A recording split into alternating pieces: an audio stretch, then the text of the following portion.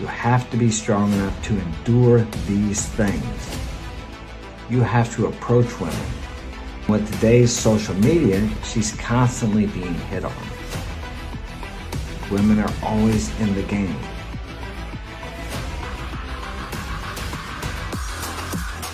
You have to stay focused.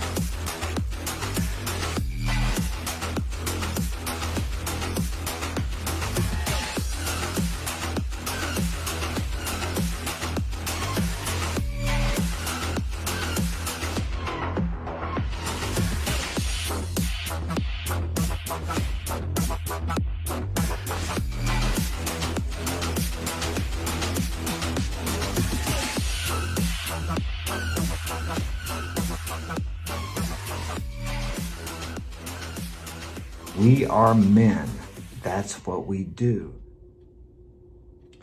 Dating foreign women.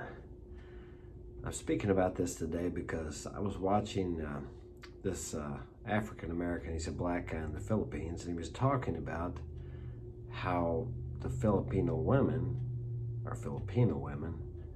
take care of their man. They don't mind cooking, cleaning, and they even work a job too, and they still like what they do, taking care of their man. And also women in other third world developing countries. But he had a clip on there from a woman from the US, and this is what she said. Any man who dates women in third world countries or Filipinas, she said third world developing countries, is a predator because they're taking advantage of these women. Now, if that isn't a classic shaming tactic,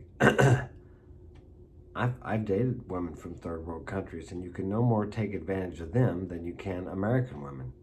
It's just that we don't want another man. I don't want a masculine woman. And almost all the women I see nowadays, now there are good women out there, but they're few and far between. I mean, and when I say good women, I mean a woman who wants to still take care of a man like a woman did back in the 50s and the 60s and the 70s. And I know women here in the US will throw a fit about that because it's like, oh, you want a slave. No, I want a partner, someone who will work together with me, a woman who doesn't want to work outside the home, who wants to stay home, take care of the kids, take care of my castle. And guess what? Just as her submitting to me or cooperating with me, if you like that word better, she gets the benefits of my success. And the more she encourages, inspires, and stands behind me, the easier it is for me to be successful. I'll give you a good example. The last girl that I dated, I told her, I said, if you're not behind me and if you're not helping me, I'm better off by myself. She agreed, but yet she was still uncooperative, wanted to run the show. And now she was from a third world developing country, but she'd been infected with the Western. She was just very masculine, and I'm not bad-mouthing her because I made some mistakes too because I had not dated for years, so I was a little too compliant.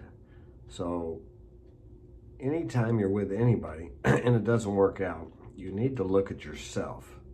Don't just blame Western women because you can go in another country and have the same problems. But back to the point here. So this woman was just shaming all men if you date anywhere other than US. But I don't want a career woman. And a lot of us men don't want a career woman. And almost all the women, at least in the social system or the school system, are raised to be career women, to put their career first. They're raised the same way men have been raised, I would say, for centuries, to put their mission, their purpose, and all that before everything else. And women have admired or envied men for centuries, thinking they had all the power, but they didn't. There were a few wise women who knew that their power lied in their femininity, and they used it to their great advantage.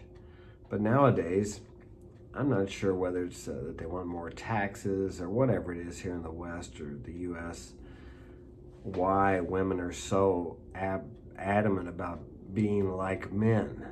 And it's amazing how the ones that really badmouth men display the same characteristics and traits that they say are bad in men.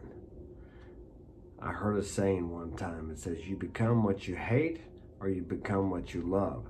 So it seems to me that there are many women in the West that hate what men do. They talk about the patriarchy, that men are always the ones that leaders and this, and that. But yet they've all benefited from our leading. Were it not for the way men are, we would not even live in the U.S. today. But men are opting out. We have given women such freedoms that they've never had before. Women have more freedom and less oppression than they've ever had in the history of humanity. When other women come from other countries here, and other men too, they don't understand what the U.S. citizens complain so much about. Women complain about oppression, and the women coming from other countries say, you don't even know what oppression is. People die every day to get into this country for the opportunity many of us just piss on. We negate it like it's nothing because we complain about the politics or about this or about that. And I heard MLD talking the other day about the doom and gloom prophecies, people prophesying doom and gloom. We live in the richest country in the world here in the U.S., one of the richest countries in the world, if not the richest. There's more opportunities here than there ever have been for everybody since the beginning of human civilization. So where's the problem? Oh, the government? Yeah, the government's always been a problem. Governments do what governments do, but you got to rise above that stuff. The women, yeah, they're not what they used to be, I'll guarantee you, because I'm 62 and I knew when they were different. I mean, they're different. So it's kind of like Shakespeare said, nothing is either good or bad, but thinking makes it so. I think that's a Shakespearean quote.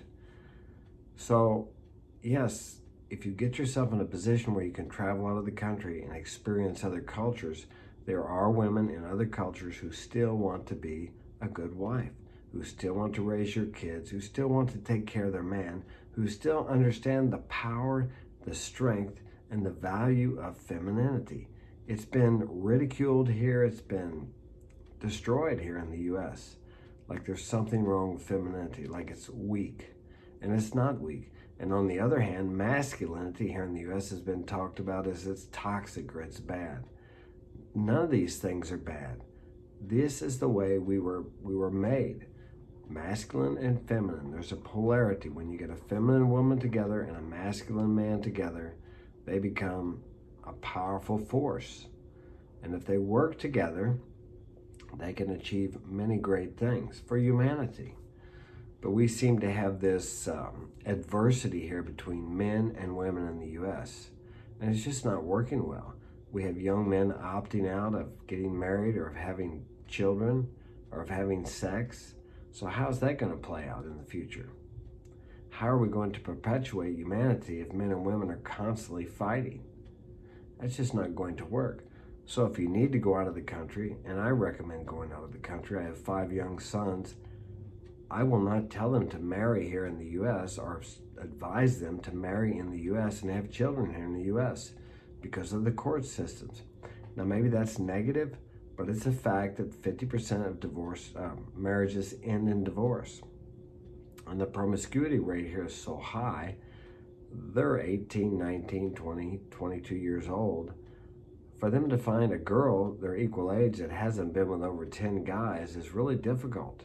Now, in other countries, you can find a woman who's a virgin or been with a couple of guys by the time they're 20 years old because they still value purity. And that pisses women off too because they want to be able to go sleep around like men do. Well, it just doesn't work that way. Someone's at the door. So I'm going to sign off here. Have a great day, and I'll catch you later.